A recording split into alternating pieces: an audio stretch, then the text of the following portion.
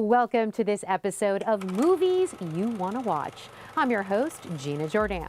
It's an amazing scene where I make bacon. Coming up in this episode of Movies You Want to Watch, Elisabeth Moss, Mark Duplass, and Ted Danson star in a must-see drama, The One I Love. You're kind of freaking me out a little bit. And Jason Schwartzman drives everyone crazy in Alex Ross Perry's latest film, Listen Up, Philip. I loved it. Plus is Courteney Cox's feature film directorial debut, Just Before I Go, starring Seann William Scott. It's been amazing, and I've been really lucky. That's all coming up right now on Movies You Want to Watch. Before they hit the theater, Do you want a cup of me with Koofy? before they win an Oscar, watch a sneak peek at Hollywood's latest films and the talent who stars in them. I was drooling a lot last year. I'm very badly behaved. It's Movies You Want to Watch with me, Gina Jordan. Please let me be in this movie. You know you wanna. You know you wanna. You know you wanna. Welcome to this episode of Movies You Want to Watch. I'm Gina Jordan, coming at you from the historic Cinema Village Theater right here in New York City. Our team recently took a field trip all the way to Park City, Utah to attend the 30th annual Sundance Film Festival. It was pretty much like summer camp for 15 days or however long we filmed. The first film you want to watch, The One I Love, recently premiered at Sundance and stars Elisabeth Moss, Mark Duplass, and Ted Danson. Well, I'm hungover. Well, then it sounds like you need some breakfast. Moss took a break from her hit TV show, Mad Men, to chat with me and promote The One I Love. It's really cool to be hanging out with your friends. The charming and talented actress effortlessly transforms herself into Sophie, a character silently suffering and stuck in a dead-end relationship. It's about a couple who is on rocky times, and they go away on a retreat. They're sent away on a retreat by Ted Danson to sort of find themselves again, and they definitely do find themselves. I think it's time for some food. Huh? Let's get something in your stomach. You're kind of freaking me out a little bit, Sophie. Is that bacon? Apparently there's a bacon scene that gets a little crazy. Can you give us any background on that? Bacon, it's incredible because I can't cook.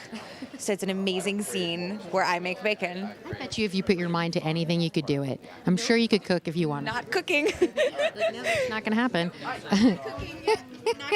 Really? So did someone cook for you in life? Yeah, restaurants. Restaurants cook for me. I'm so lazy I eat off the food truck at Mad Men. Like, I make a sandwich and take it home. It's free. Fact is, Moss doesn't need to know how to cook. Thanks to her award-winning acting skills, she recently won a Golden Globe Award for her role as Robin in the miniseries Top of the Lake. Who's the man that did this to you? Moss joked winning a Globe wasn't as exciting as making the Golden Globe Manicam. There was a Manicam, and then you had given the finger, and it was a whole big thing. Do it. We're in 160 countries. Oh! Did you know this was going to end up being a whole moment? No, I didn't. I can't believe no one's done that before, honestly, yeah. And I got a manicure the day before. I was very proud of it. I was just showing it off. The only thing that can top Moss's infamous Manicam moment is being cast in her latest film, The One I Love. It's great to be a part of projects that you're, proud of, and I've been an actor for a long time, and it's honestly still exciting to be working and have a job and be doing what I love. Moss's co-star in The One I Love is Mark Duplass. I'm standing next to a Golden Globe winner, but she is also standing next to the winner of the Best Short Film Runner-Up from the Cincinnati Film Festival 2004. I don't think your mother would knock that in a millisecond, okay? Just check yourself. Duplass plays Ethan, Moss's other half in a relationship gone bad. I will say that you can expect what you've seen from me if you've seen any of my movies. It's an in-depth relationship study, and it's kind of serious, and it's kind of funny, and then it takes a dramatic right turn into uncharted territory and gets really weird. Mark starred in Your Sister's Sister alongside Emily Blunt and currently plays Dr. Brendan on The Mindy Project. You met my new girlfriend, Maria Manunos? Oh, I'm a big fan of your journalism. You're my hair idol. Are you two dating? If you don't recognize Duplass, you will. His star is on the rise. I can see you in Star Trek, though.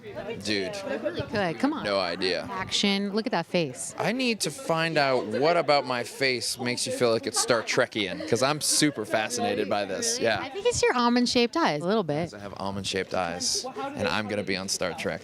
You heard it here. Mark says, aside from Moss's performance, The One I Love is a movie you want to watch because it was directed by Charlie McDowell. I just love Charlie. I met with him and I found him to be really loving and smart, which is not a combination that exists in a lot of filmmakers. It took 15 days to shoot the film. Is that true? Yeah, it went by really quick. We had 2 cameras going, and so we were sort of just flying through the material, and we got some really kind of cool organic stuff from doing it like that. I wish I could have had a few more takes on certain things. Charlie McDowell's directorial debut was a family affair, thanks to his mother actress Mary Steenburgen, who is married to Ted Danson. Directing your stepfather, Ted Danson, must have been an interesting experience. Have you had that opportunity to direct him before, or is this the first film? He was in a little short of mine before, but yeah, this was the first kind of big thing. It was fun. We had a good time. It was sort of, it was the same relationship that we have, but I got to boss him around a little more, which was nice. Danson also stars in The One I Love and plays a therapist. So is he your therapist in real life then? He sort of is my therapist, actually. Yeah, I never thought of it like that, but I guess it really makes sense. McDowell's directorial debut turned out to be star-studded. Even his girlfriend, girl with the dragon tattoo star Rooney Mara, came out to support. Yet it was Dad Danson that couldn't stop gushing. I'm just so proud, and I feel like Zellers. I get to sneak up and stand next to you guys in this moment, and I'm so in awe of the two of you, and what an amazing acting job you guys did. What astounding writing and directing, and I'm just very blessed. You collaborated first with the writer of the film, and I heard that he sent you an email and said, I want to make a film. Is that true? Well, that was with Mark Duplass, who's the star and is producer on it. And he sent a one-line idea. I sent it to Justin later, my writing partner, and we were basically like, what are we going to do with this? We were expecting a much longer premise from him, but we basically, it was a collaboration. We emailed back and forth, and then we had this location that we knew what was on the property, so we sort of reverse engineered and wrote the script based on where we were going to shoot. I hear that this film, The One I Love, started from an email from you to the director of the film. Is there any truth in that? Yeah, some movies start on email, you know. They used to start on fax, I guess. We don't do that anymore. I'm sure people are going to start tweeting movie ideas to each other. Microfiche, they started on. Microfiche, yeah. Telegraph. That's Exactly. how old I am. Hi. The One I Love is a movie you want to watch, and it hits theaters August 22nd. Why is The One I Love a movie they're going to want to watch? Because I would say it will give you what you were looking for in a romantic comedy, and then it will give you something that you never would have expected. All the things that Mark is rolled up into one. Oh, Mark Taco. Here we go. Still to come. I loved it. Jason Schwartzman drives everyone crazy in Alex Ross Perry's latest film, Listen Up, Philip. Plus, is Courteney Cox's feature film directorial debut, Just Before I Go, starring Seann William Scott. Don't move. Movies you want to watch. I'll be right back. Just point. With nowhere to look, Just move. to turn. Just share. You saw me As you naturally would. and showed me Just point. how much I still Just move. have to learn. Just share. And the odds Smart. Inspired by you. LG Cinema 3D Smart TV. This episode of Movies You Want to Watch is presented by LG. Welcome back. I'm Gina Jordan, bringing you movies you want to watch.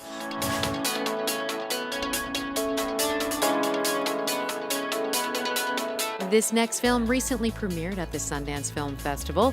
Listen Up, Philip, starring Jason Schwartzman, Elisabeth Moss, Krysten Ritter, and Jonathan Pryce. Philip, I love you, but you don't make it easy. It was so much fun. The film is getting some major buzz thanks to Philip, played by Jason Schwartzman. Philip, I don't appreciate the way you treat my sister. Schwarzman may hail from Hollywood royalty. Mom is actress Talia Shire.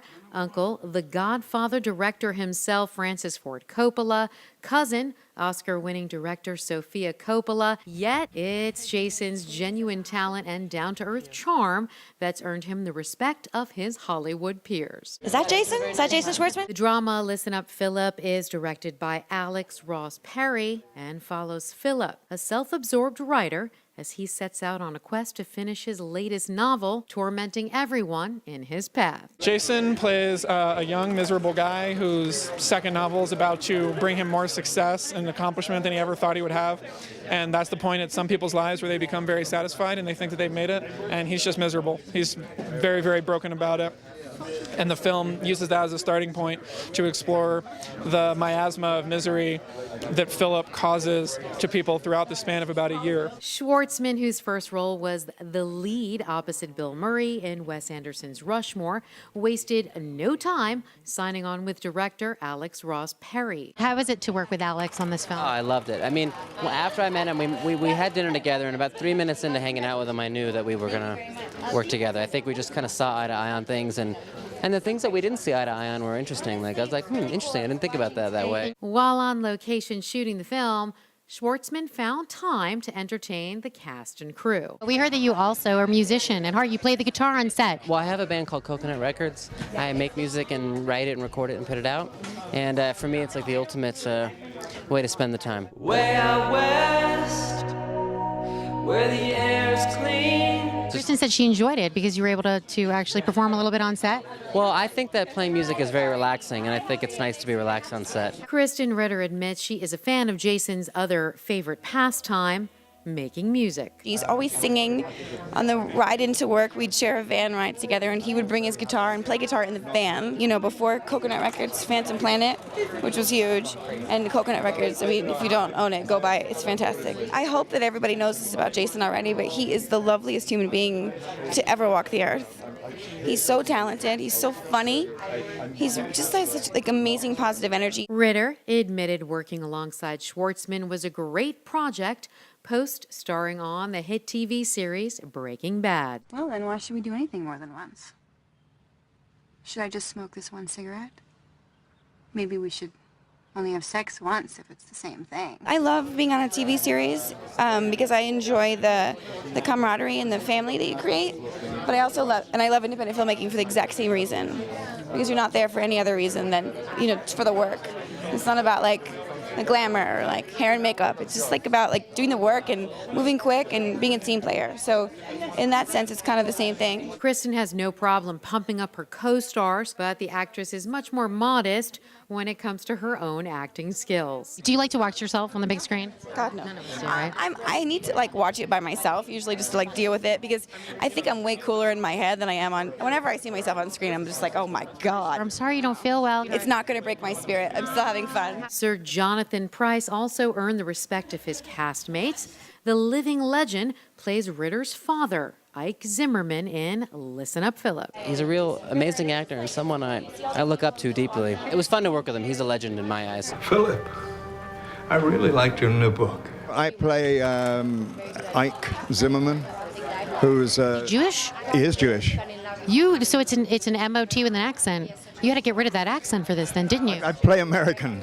Yeah. Let me hear the American. Let me hear a little American. I'm doing it now. I'm not very good at it. Well, I just played the American president in G.I. Joe. Today, the world's elite fighting force betrayed our nation. I'm often mistaken for a Jewish person. And Alex was very wary about casting me because I'm not Jewish. And You're Welsh, right? Welsh, the lost tribe of Israel. Pryce admitted he thoroughly enjoyed his time on set. It was a great casting crew, all very young. I managed to push the average age up to 34. But it was a really good experience. I loved it. The Golden Globe nominee's career began on stage in classic performances, including Hamlet and King Lear. So what do you prefer? I like both. And the demands are very different. Stage, you do 8 times a week for months on end. It's a joy. Otherwise, I wouldn't be doing it. Do you like the instant gratification that the audience can help? I adore instant gratification. That's what I live for. Keith Polson, who is a close friend of director Alex Ross Perry, plays Josh in Listen Up, Philip, a young, confident, and cocky writer at the peak of his career. The main character played by Jason Schwartzman is an author, and I am also an author, and we have a shared literary agent who's kind of proposing the idea of us working together on this tour. Philip, hey, we met once at a party. I don't know if you remember, you were pretty drunk. Philip's character is above going on press tours.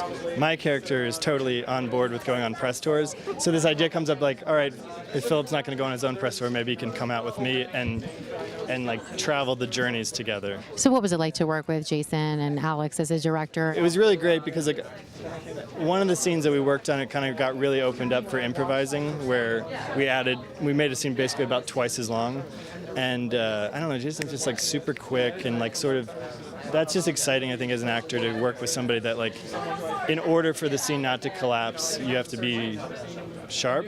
And so there's nobody I've really worked with that's as sharp as Jason. Everyone on the cast agreed working with Schwartzman off-screen was a great experience, which made it even harder for co-star Josephine Delabaume to maintain a heavy disdain for the actor on screen. Even though he plays a hateable character, like most men like that, women fall for them, and there's only so long that she's able to kind of resist his charm. Fake it till as long as we can. Yes, I think she genuinely hates him in the beginning, but then, yeah. Philippe, j'ai appris qu'on allait travailler ensemble. Je peux pas dire que je me réjouis tellement.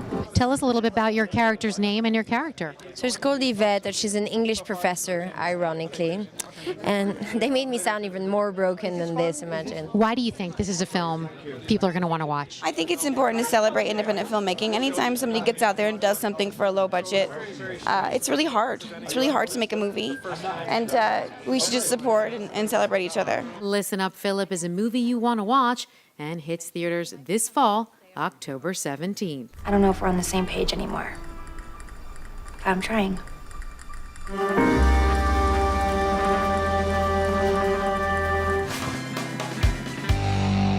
Still to come. It's been amazing, and I've been really lucky. Courteney Cox's feature film directorial debut, Just Before I Go, starring Seann William Scott. Don't move. Movies You Want to Watch will be right back. When you hit Park City, Utah, the #1 dining destination you can't miss is the River Horse restaurant on Main Street. River Horse has been serving up 5-star eclectic American cuisine since 1987. Signature dishes like the mouth-watering pistachio-encrusted halibut are thanks to executive chef and co-owner Seth Adams. We try to do the best job we can every day, and we like what we do. The River Horse is open year-round for lunch and dinner, located at 540 Main Street in the heart of scenic Park City, Utah. Welcome back. I'm Gina Jordan, bringing you movies you want to watch.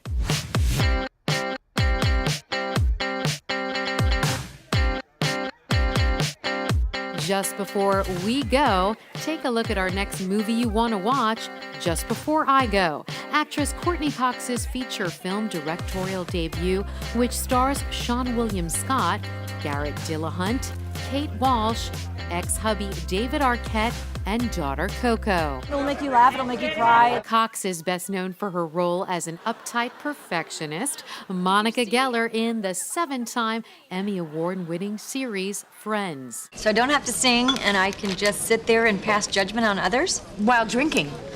I'm there.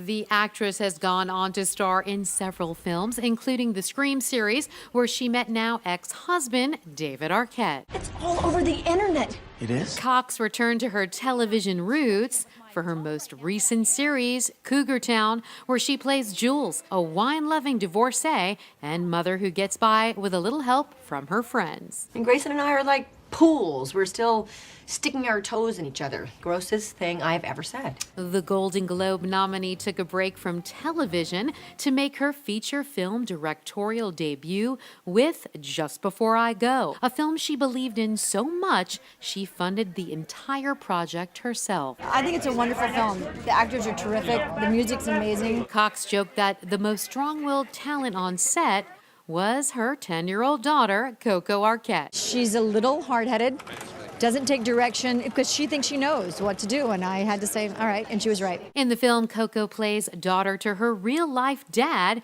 and Cox's ex-husband, David Arquette. Court admitted after all these years, she still enjoys telling David what to do. He's a great actor and he's fun, but it's great to direct someone you know so well because you get to change things that you know. I mean, I guess we all have our go-to stuff, and since I know that, I could steer him in a different direction. I think he's fantastic in this movie. You could boss him around a little bit. He's your ex-husband. Boss him around. The family-friendly cast centers around Seann William Scott's character, Ted Morgan, who heads back to his hometown and hopes to tie up some loose ends. The story's about a guy who has kind of lived his life in the middle, not really going too far out of his comfort zone.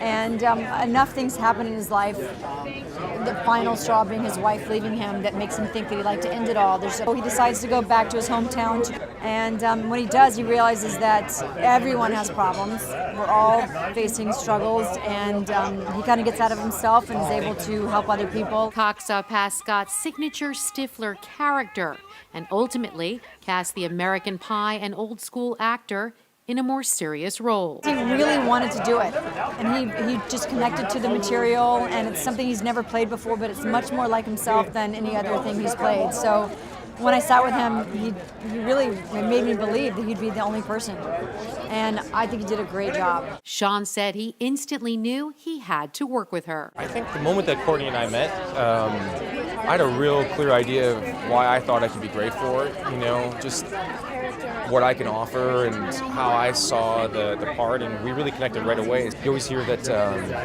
actors can make some of the best directors, and it's true, you know. And I've never worked with a female director before, so it was even more fun because she has different sensibilities, of course, you know, and but her sense of humor is outrageous. I mean, her timing is, I knew she was really funny. I had no idea how brilliant she was, but she was so decisive, and you know, much like I worked with Pete Berg on The Rundown, and the two of them are very similar. They're just very serious and very, very talented. It was great. Scott may be best known for his crazy roles and antics, but he was happy to star in a movie that even his mother could watch. My mom's gone to some premieres for some other films that I've done, and I've had to tell her, like, Mom, I drink this beer and it has this bodily fluid in it. And how do you explain that to your mom? And then you're like, Mom, there's this scene where I get this, like, prostate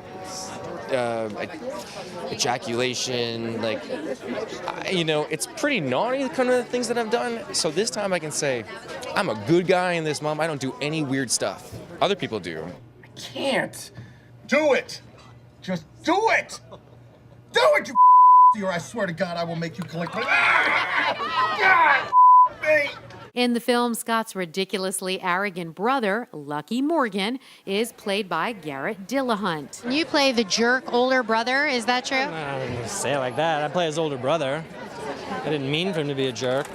He doesn't mean to be. It's a good thing, though. He loves his brother, he loves his family, he loves women in general. I thought it was hilarious and really, you know, offensive in like the best way.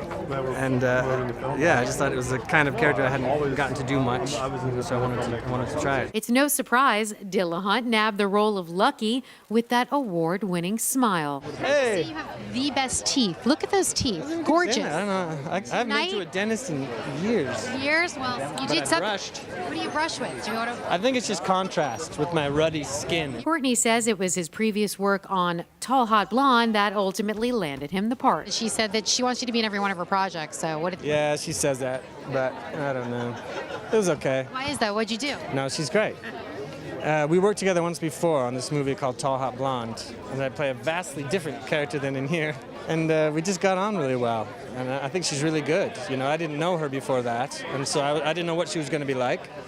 And she really knows what she's doing, and she's very prepared and fast, and has a great eye. Grey's Anatomy and Private Practice actress Kate Walsh left her scrubs at home to play Dillahunt's wife, Kathleen Morgan. I play a kind of depressed housewife, sister-in-law to Seann William Scott's character, and I get to play with the fabulous Garret Dillahunt. He's like this kind of obnoxious husband of mine. While Walsh raved about the cast, it was director Courteney Cox's experience and comedic timing that ultimately inspired Walsh to want to be part of the team. She's great. She's not only has like is great is just sense of comedy, but she also just was super efficient in terms of how she storyboarded it and shot it out, and she shot it in a way where we could really play and be free and improvise, but it wasn't excessive, and she also has a great sense of tone.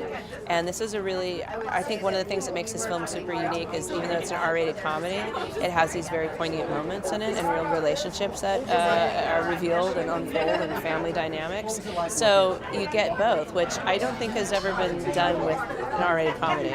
And that's a huge testament to her talent as a director and and in the editing room and everything. So she's been amazing. It's awesome. Walsh wasn't the only one that fought to work with Cox. Newcomer Mackenzie Marsh plays Vicky in Just Before I Go. And obviously it was going to be great to work with Courteney, especially being, kind of her feature film directorial debut other than her movie of the week and stuff. Vicky's very sweet.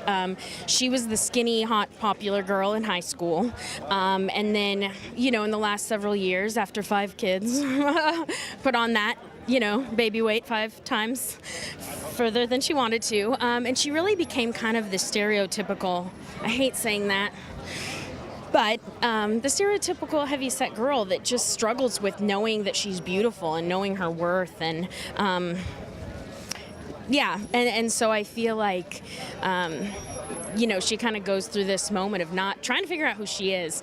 And I think that's the beautiful thing about this film is at the end you just see everybody, understanding their place in the world and that they have value and that they have worth no matter what. It was a tough job for Marsh, whose role required a make-out scene with leading man Seann William Scott. This is a spoiler, but Seann, we have a little kiss in the film. Right before we did our first kiss, he looked at me and he was like, I think you're the second girl I've kissed in a film because I always kiss dudes. And I was like, no pressure. Actress Olivia Thirlby may not have locked lips with Scott, but she still has a deep admiration for the actor. I love Seann. Seann is one of the most genuinely kind people that I've encountered in this whole industry, actually. Cox says she made the right choice choosing Seann William Scott for the role. The rest of the cast members agree that Court was an all-around joy to work with. I think everyone will come to see she's coming into her own as a director, and she's a total, comic genius, and that translates really well into the comedy that she directs. I think it's like breathing to her. She has the comic timing thing down so well. It comes naturally to her, and you can see it when you work with her. It's just how her mind works. Comic timing is a gift that not everybody has. I love working with Courteney because Courteney is the type, she has a vision. And when she directs, her vision, everybody can see it. And yes, she lets you experience what you have going on too, but her vision is there. And it's so nice because as a performer, there's nothing more frustrating than a director to have a vision, but they allow all the actors to do whatever they feel too, because then it doesn't gel. So I can just honestly say to you, it's been an incredible experience. The beloved director didn't leave anyone out when it came to her big directorial debut. The actress even enlisted her brand new fiancé, Johnny McDade, and his band Snow Patrol to create music for the film. If I just lay here. We respect each other. Obviously, I respect him musically, but he's so smart in every way. And it's been amazing. And I've been really lucky because I got to benefit from 3 fantastic original Snow Patrol songs that were made just for this film. And it changes everything. It really elevates the material. Just because the Snow Patrol musician is engaged to Cox doesn't mean the band didn't have to work for their place on the film's soundtrack. It's a hard thing to get into, to get your foot in the door of, getting into making music for films. But once you do get your foot in the door, a lot of things open. We just kicked the door in. We just didn't take no for an answer a bunch of times, and Was Courtney just like, Look, honey, This you're is going to not- be not with making Courtney. some. Not with Courtney. Not with Courtney. She asked us. At first you said no. You're like, it's not happening. I kicked her door in, and then we wrote some songs for the movie. Just Before I Go hits theaters later this year. That's going to do it for this episode of Movies You Want to Watch. I'm Gina Jordan, signing off from the Cinema Village in Greenwich Village, Manhattan. We look forward to seeing you next time. You know you wanna. This week's Celebrity Selfie Shot is brought to you by LG. Life's good. Here we are, Watermill, New York, at the 16th annual Super Saturday. Will Susan Lucci shop today? I definitely want to shop. Now, my husband's with me, so I may have to put the brakes on a little bit. Hi, Helmet. Look at how dedicated. I bought that shirt for him, but he put it on. It looks good.